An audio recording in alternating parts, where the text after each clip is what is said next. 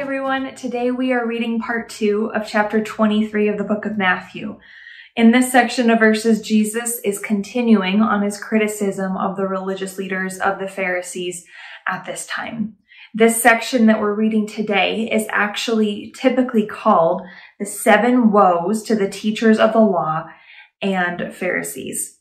The general theme of these 7 woes is that Pharisees, you people are neglecting the most important things and instead focusing on and holding so legalistically to other things. And in the process, you are perverting the true message, the true law of God.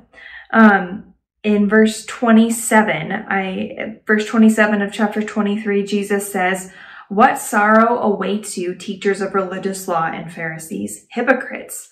For you are like whitewashed tombs, beautiful on the outside, but filled on the inside with dead people's bones and all sorts of impurity.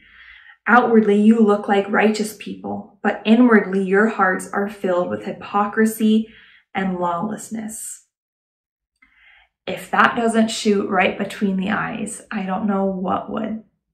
That imagery is so stark. He says that you are like whitewashed tombs. On the outside, you look pure. You look white as snow, but on the inside, you are dead. There is no life there. A commentary that I read on this section of verses from Matthew Henry, he writes this: "We are really what we are inwardly. Outward motives may keep the outside clean, while the inside is filthy. But if the heart and spirit be made new, there will be newness of life. Here, we must begin with ourselves." So to begin with ourselves, I think it's really important and a really good reminder here today to not follow in line with and copy the behavior of the Pharisees. I think it's really easy to hold so tightly and put on a show, in a sense, an outward show of we've got it all together. Our outward lives look like the white building. They look like the whitewashed building. But on the inside, sometimes our hearts can be really far from Jesus. And I think it's really important to remember that apart from Jesus, when our hearts are far from Jesus, nothing that we'll ever do will ever be good enough. This reminds me of Psalm 51. The whole psalm is really good, but I want to read a portion of it here. Let me flip to it. Psalm 51, I think is just a wonderful prayer for us to have when we start to feel our hearts turn from Jesus and value things that are, or hold tightly to things that are totally perverting the gospel of Jesus. We need to say this prayer. And in verse 10, David writes, "Create in me a clean heart, O God. Renew a loyal spirit within me. Do not banish me from your presence, and don't take your Holy Spirit from me.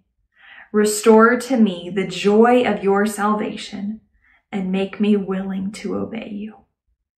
Wow. What simple but profound words. God, create in me a clean heart. Please start out this day. Create in me a clean heart. Let my desire be for you and to glorify you in everything I say, do, and think. When we make that our focus, when we make that our aim instead of the things that we do, when our actions flow from that clean heart, from that posture of openness to Jesus, then we don't have to worry about falling in line with the Pharisees. We can know that our actions, our heart is for Jesus. So I hope that is just the prayer of each and every one of our hearts today as we live. Grace and peace to you. I hope that you have a wonderful day, and I will see you next time.